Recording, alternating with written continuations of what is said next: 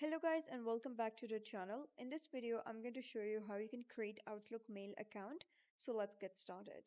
So in order to have an Outlook account, you first need to have a Microsoft account. So if you have a Microsoft account, you can simply use that account to sign into Outlook and you're good to go. In order to create a Microsoft account, you're going to go to Google and search for Outlook sign up, and then you're going to click on create account, simply type down your email, and then it's going to say that create a password. Simply type down your password, click on next. After that, you're going to type down your first name and last name and then click on next again.